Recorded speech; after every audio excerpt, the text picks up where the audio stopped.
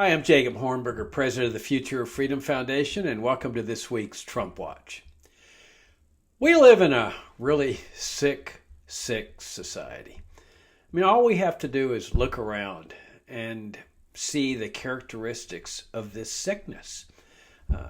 Part of the sickness is that all too many Americans honestly believe that they live in a free society, a harmonious society. They thank the troops for protecting their freedom, and they're convinced that they're free. You can see this in their response to us libertarians. When regular Americans ask libertarians, what do you guys really stand for as libertarians? They're kind of confused, and libertarians respond, well, we want to achieve a free society. We want to know what it's like to live in a free society. And their response is, God, those libertarians are really weird. We live in a free society. What are they talking about when they say that they want to live in a free society? And I was there. Some of you know my history. I grew up with this indoctrination. We're all indoctrinated into believing that we live in a free society. The indoctrination is extremely thick. It comes primarily through the public government school system from the first grade on up, but it's reinforced by our parents, by people in society who are products of the same public school system. And so people graduate from college, state-supported colleges especially, with this inches thick indoctrination, this layer of indoctrination that encases their minds. That's the way it was with me. I honestly believed I live in a free society all the way up through my late 20s. And then I discovered libertarianism. And specifically, the uncompromising principal case for libertarianism. That's what inspired me when I started the Future of Freedom Foundation. I figured, well, if that pure, uncompromising case could succeed in cracking apart this inches thick layer of indoctrination with me, it could do the same with others. Doesn't always work. I know people that are whose minds are still encased with this inches thick indoctrination, believing that they live in a free society and glorifying the national security state on whatever it does. They just can't break through, and there's nothing that you can do to enable them to break it through. It's up to them to do this breaking through, but through the grace of God, I was able to do it, and that's what really distinguishes libertarians from non-libertarians. Non-libertarians continue to live with minds encased in this inches-thick indoctrination, and some of them go to their deathbeds, never having broken through. And the result, though, is a very, very sick society. And yet they can't see that sickness, or if they do see the sickness, they just attribute it to other causes. Part of this sickness is living in an unfree society. And in fact, I think any psychiatrist will tell you that if a person lives a life of delusion, a life that denies reality, that in itself causes mental problems that result in pills or whatever. Take for example the drug war. Okay, now it would be difficult to find a better example of the destruction of liberty than the drug war. In a free society, it's just evident that people have a right to ingest whatever they want to ingest. It's their body. It's their decision. And yet you have this massive drug war that destroys us and that actually makes the situation worse. That's where the corrupted drugs come in with fentanyl and so forth. But the indoctrinated people don't see that. They just say, oh, it's the drug lords, it's the drug lords. Well, but the drug lords are brought into existence because of the drug war. They don't want to recognize that. They'll just come back and say, the children. Jacob, we got to protect the children. Well, this is ironic because you've got today millions of Americans. I don't know what the number is, but it's got to be enormous. Millions upon millions of Americans on mind-altering substances because that's what they use to justify their war on drugs. That we've got to keep drugs from being put into the hands of these millions of Americans that want them. But the millions of Americans are in their 30s, 40s, 50s. They were the children when I was back in my 20s.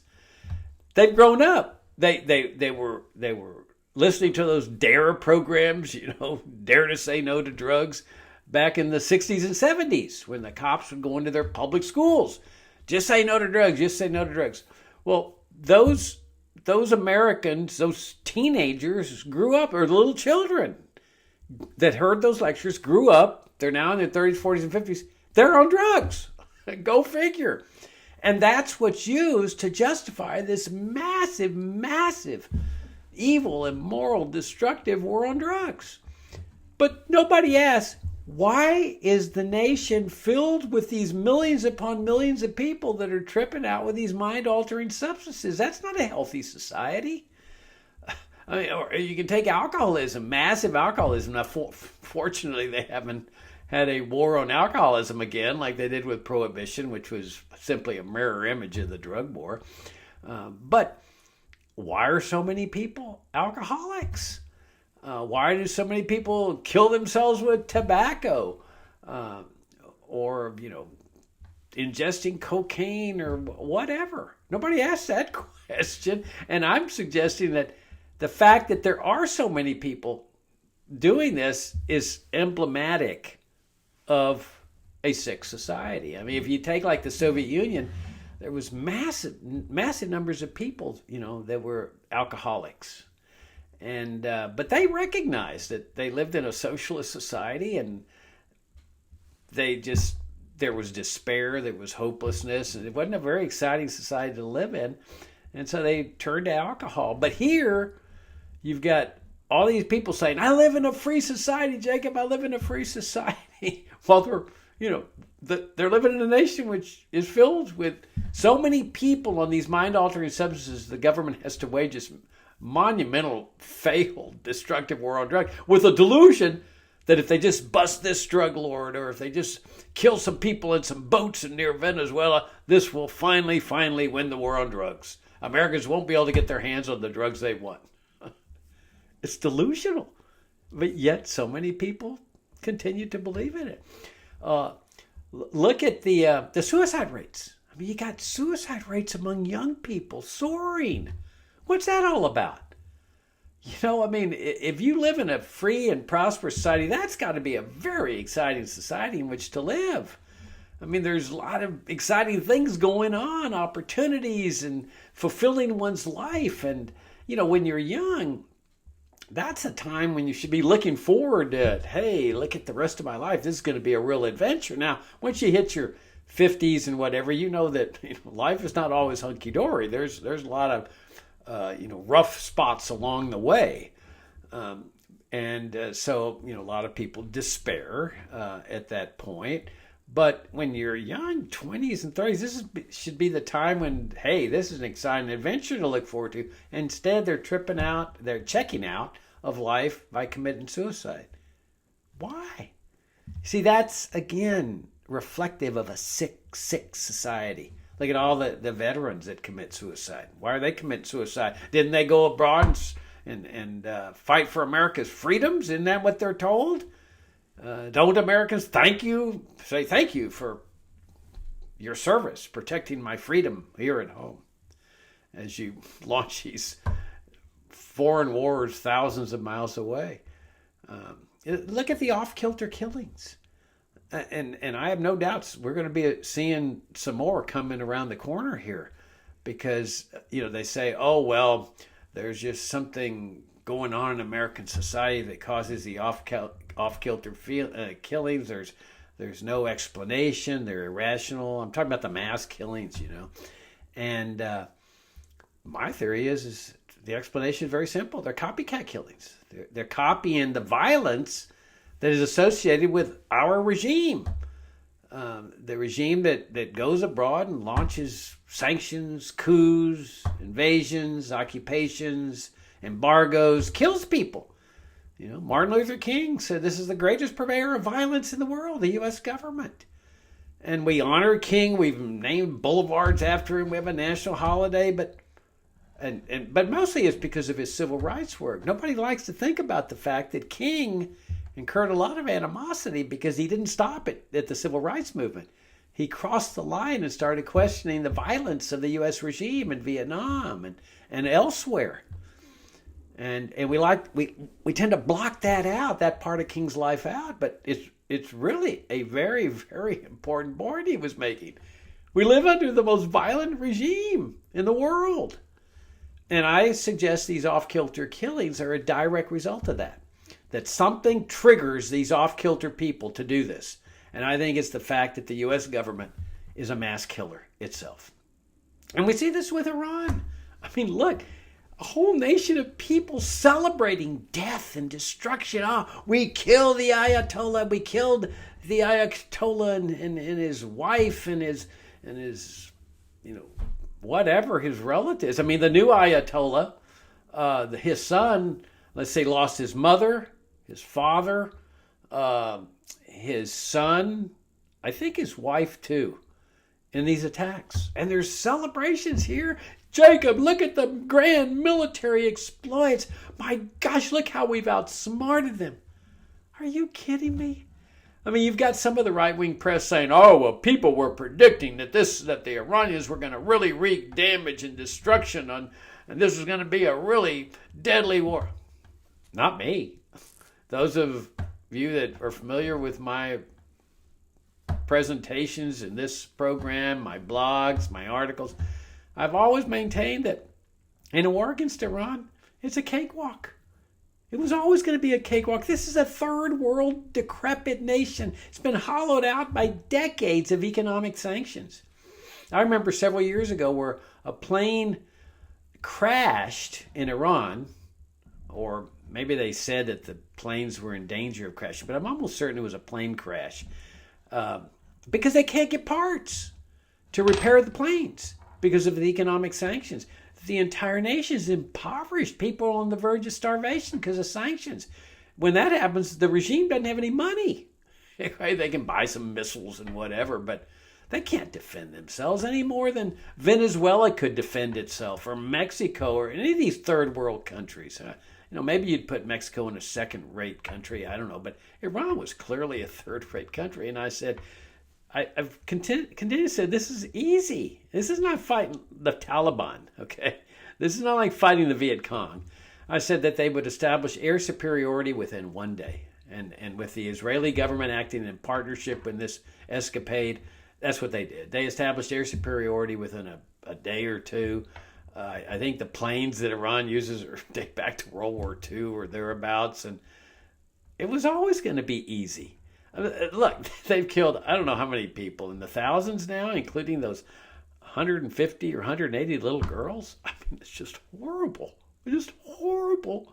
Now, I'm sure U.S. officials say, well, there was an accident. Well, it's not an accident when you launch a bombing campaign. We all know that this is what happens when you launch a bombing campaign. And, and then how many U.S. soldiers killed? 7? 7 U.S. soldiers killed, compared to thousands. And they can now bomb Iran to their heart's content. Villages, towns, schools, whatever, until they unconditionally surrender. President Trump's over there feeling like Franklin Roosevelt. Well, Franklin Roosevelt called for unconditional surrender, and so am I. He's like a great big wartime hero, except that FDR was facing Nazi Germany, and Trump is facing a decrepit, essentially defenseless third world country that has a lot of pride. I mean, they've always, the Iranians have, made it look like they're big and powerful and everything, but it's been a bluff the whole time. That's what I've been maintaining. And there's no glory in smashing a third world weak country like this. It's like the bullies in high school. Y'all, I'm sure, had bullies in high school that would pick on the weakest guy and go and start a fight with him and then say, oh, man, we beat him, Well, the guy was a weakling, He couldn't stand up against a 6'4", muscle-bound football player bully. But so there wasn't any real glory in that kind of fight. But a lot of times the little weak guy had pride, and he wouldn't give up. They'd knock him down, he'd get up and swing again, and ultimately the bully would leave him alone. But you've got this situation now. everybody's celebrating the death and destruction there, like these little girls. And I'm sure U.S. officials say, well, we didn't intend it. Well, you intended to drop the bombs. And we all know this kind of thing happens. But make no mistake about it. They may shed crocodile tears over the loss of these little girls, but they don't care. They don't give a hoot about these little girls dying. Look, they've been targeting the Iranian people, including these little girls, with sanctions for decades. And when they target them with sanctions, they're targeting them with death. Now, what's the difference if the little girls die from sanctions, from malnutrition, or starvation, or illness, or having a bomb dropped on them? What's the difference? There's no difference. They're still dead. And they don't care. If they cared, they wouldn't have had the sanctions. I mean, we saw this in Iraq, where their invasion was going to bring freedom to the Iraqi people. Just like we hear today, freedom for the Iranian people. Really?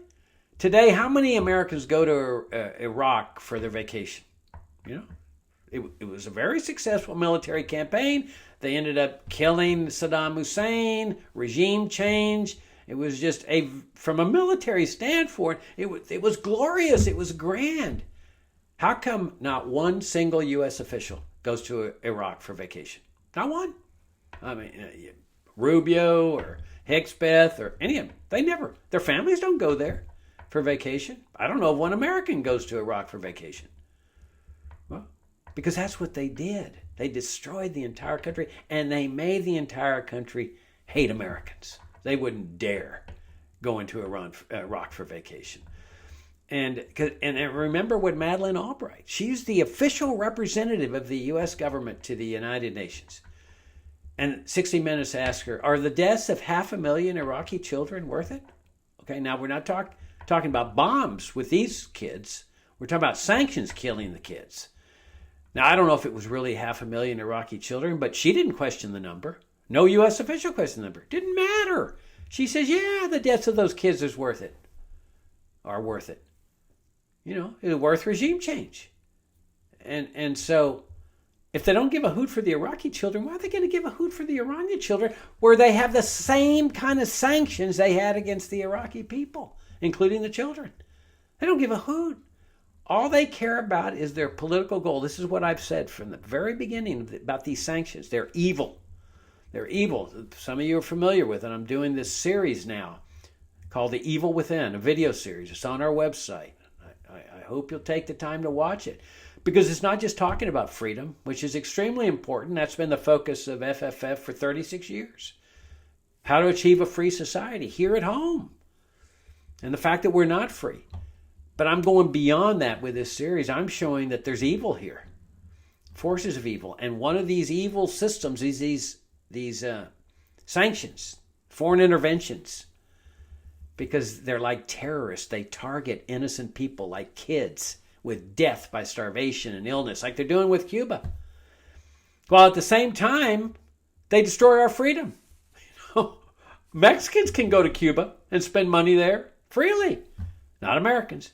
You go to Cuba without official permission and spend money there, they will indict you, incarcerate you, and punish you. How can you call that a free society? When you can't travel wherever you want, spend your money the way you want without being put in jail for a long period of time. And they will call you every name in the book, disloyal, lover of Reds, the whole Cold War idiocy.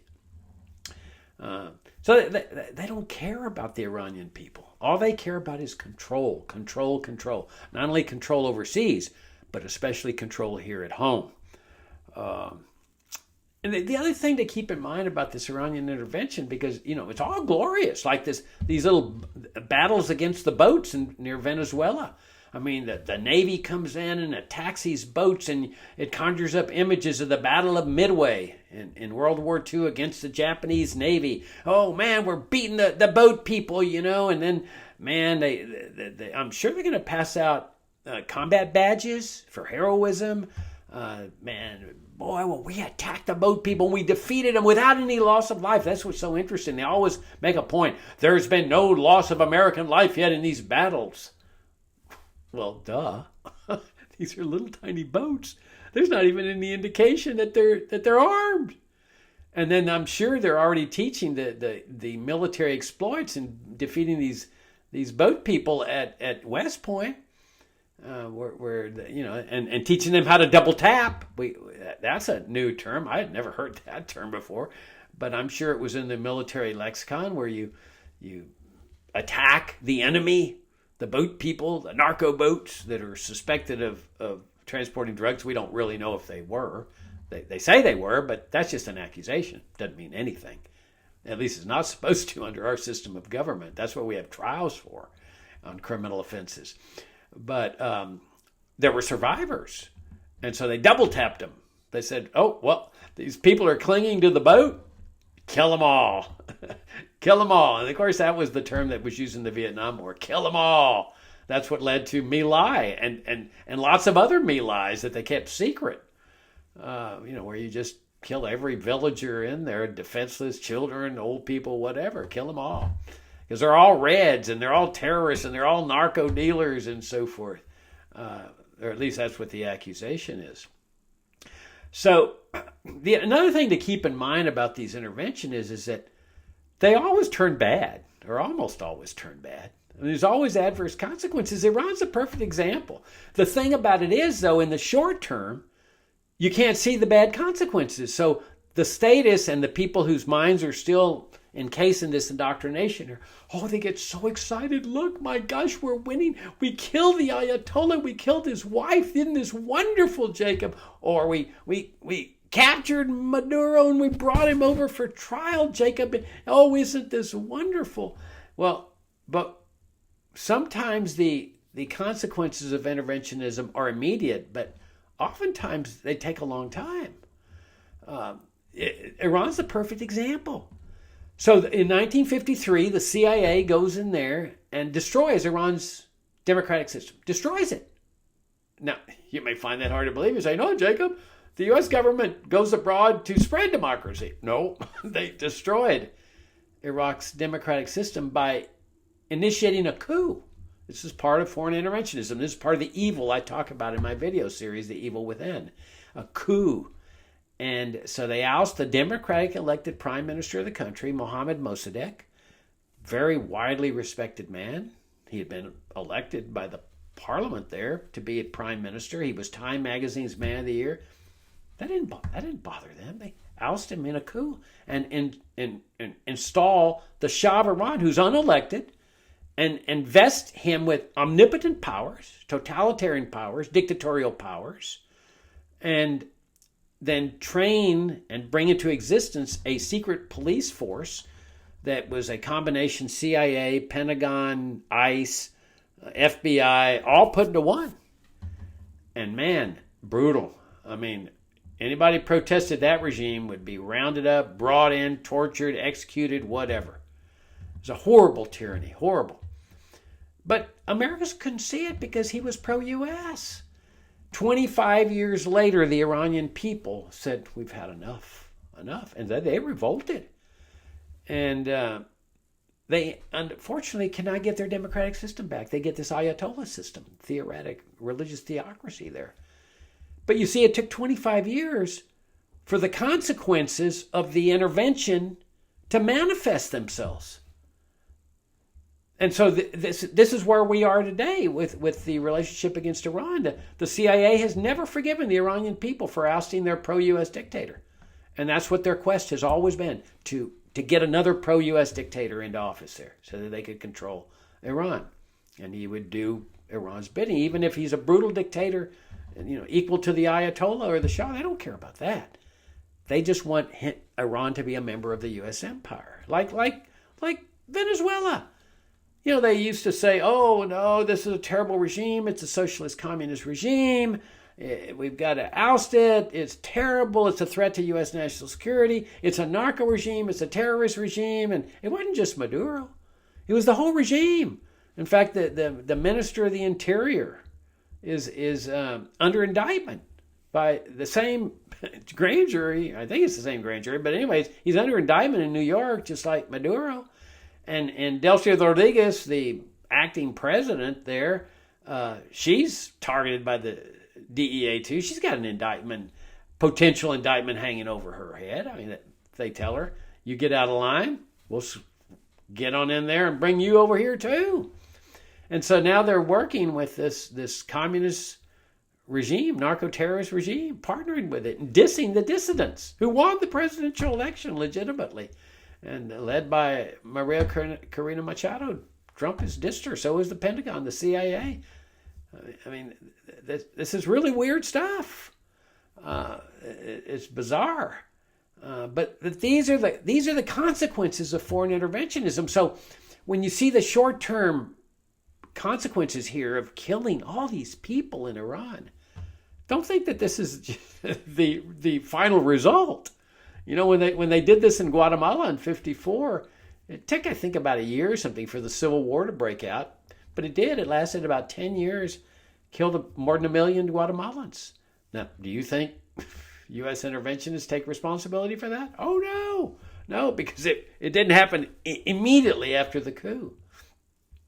And then we got to talk about our own freedom here, too. I mean, I just, wrote my blog that says, Iran's not my enemy.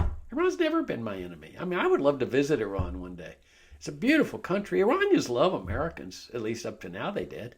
I wouldn't dare go in there now. And this is what their interventionism does. It makes us unsafe to travel, even in Europe. Somebody that's lost their family members, one of these little girls that they've lost, that sees an American, walking down speaking English, just go and kill him. In retaliation. You can say, oh, but Jacob, that's terrorism. Yeah. But the way they look at it is that this is U.S. terrorism. Going in there and attacking a third world decrepit country that cannot really defend itself against the power of the U.S. empire, the most powerful government in the world. And then, but also the destruction of our own freedom. Remember after the 9/11 attacks, we got the Patriot Act, the TSA growing pat-downs at the airports, the Patriot Act, the telecom scandal, the surveillance, all the stuff to keep us safe from the 9/11 attackers, the terrorists. The terrorists were coming to get us, like the Reds were supposedly coming to get us during the Cold War. It's all to keep us safe. And so now they've got a whole new crop of potential terrorists that are going to come and get us. So when we libertarians say, to restore a free society, we need to get rid of the Patriot Act, the war on terrorism, the fascist Homeland Security Agency, the whole kit and caboodle. They say, oh, no, Jacob. That they need to keep us safe from all the terrorist blowback from what we just did in Iran. It's a perfect racket. It's the racket I kept pointing out during the 20 years of the Afghanistan war. I said, this is the greatest terrorist-producing machine in history. Because every day they would kill more Afghans, which would produce more anger and more antagonism, which means more potential terrorism, which means having to take away our freedom here at home. So Americans who are celebrating with great joy and glee this attack on Iran are also celebrating, even though they don't realize it, the accelerated destruction of their own freedom. Look, how many people are now talking about the $39 trillion, almost $39 trillion in federal debt? Nobody. Up to 6 months ago, that was a big problem, especially for conservatives. Oh, debt, oh my gosh. And it is a big problem. They're taking us down from within and with this massive debt. But, okay, so we just spent, several billions of dollars on this little escapade here that we're going to have to replace all those missiles and bombs, and that's a few more billions of dollars. And okay, so it's $40 trillion, and nobody thinks about that. No, it's the glory of the war, Jacob. We're winning. And notice that they always say we are winning. It's that collective pronoun where the courage comes vicariously through the troops. We're showing them, Jacob, how tough we are. When the irony is that we live under the most powerful government in history, as the Iranians are now seeing, as the Venezuelans are seeing. This is a powerful government. But the irony is that the Americans who are living under the most powerful government in history are the most frightened, scared people in the world. Americans are scared of everything. They're scared of the terrorists, the illegal immigrant invaders, the drug lords, the drug dealers, the Who else? The Reds, the communists are still scared of them. That's why they're now targeting Cuba, or continuing to target Cuba with regime change and brutal and deadly sanctions. And they're scared of everything. And I think deep down, most Americans are scared to death of their own government, and I think with justification. But they continue to glorify it. The national security state's like a god to the American people. Now, and many of them are Christians. They go to church every Sunday, but this is their alternative God. The Pentagon can do no wrong. The CIA can do no wrong. That this is a glorious thing that they're doing. Because the Ayatollah is evil and the Iranian regime is evil. Well, somebody that's opposing evil is not necessarily good. Now, I'm not here to tell you who's evil and who's not evil. That I'm not competent to do that, but I am competent to talk about evil systems, and that's what my series is about, evil systems. And when you look at two of the systems I've already discussed, the national security state system and the system of foreign interventionism, the third one I've discussed is the drug war. I'll be dealing with another one in the next episode. But when you look at two of these systems that are evil, that have attached themselves onto the federal governmental system that our ancestors brought into existence, these are like cancerous tumors. They're evil. And so when you look at those two systems battling what is the evil of the Ayatollah system, you got evil fighting evil. And this is what Americans don't want to face. They do not want to face. It's easier to look at the speck in their eyes over there, but avoid confronting the beam in one's own eye over here.